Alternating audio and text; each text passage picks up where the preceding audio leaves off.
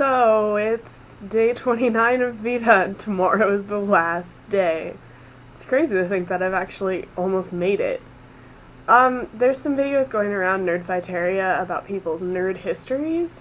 I figured I'd jump on that wagon today, so, here's my nerd history. I feel like it started basically from day one of my life. First of all, my family wasn't the type of family who would go to a cabin or a hotel somewhere and go shopping or just relax for vacation. We would go places like the Badlands, Washington, D.C., etc., and have jam-packed full days of seeing stuff. Looking back, my sister and I called them nerdy vacations. Also, my parents were just huge reading pushers.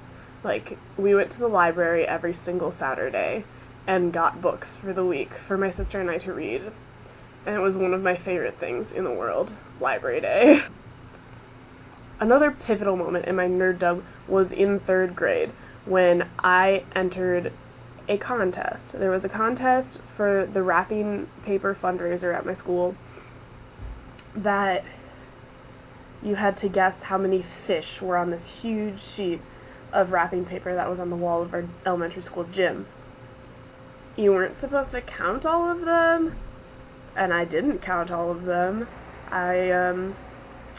They were in like little sections, and so I used area formula to calculate how many fish were on each section and added them up. And yeah, I won the contest. And my prize was a copy of Harry Potter and the Sorcerer's Stone.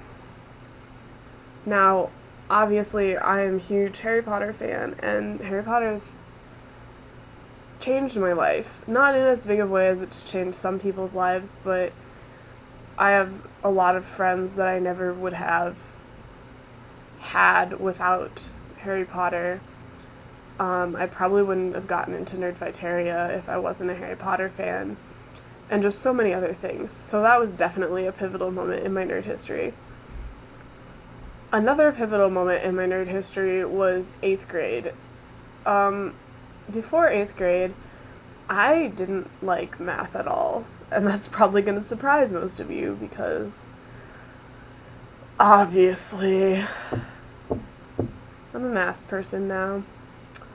But my mom likes to tell a story that I frequently said to her, just because I'm good at it doesn't mean I have to like it.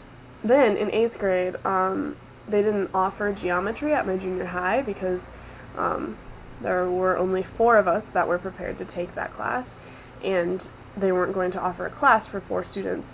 And so they were like, you can either bus yourself to the high school, or get someone to drive you or something, and you're going to have 2 open periods, like one to do all your traveling in and one to have the class. Essentially, we would have had to have 3 open periods, really. So first of all, my little 7th grade nerdy self was like, I don't have 3 open periods, I take orchestra and German. The school district told us that our other option was to hire a private tutor and then take a test that they gave us at the end of the year.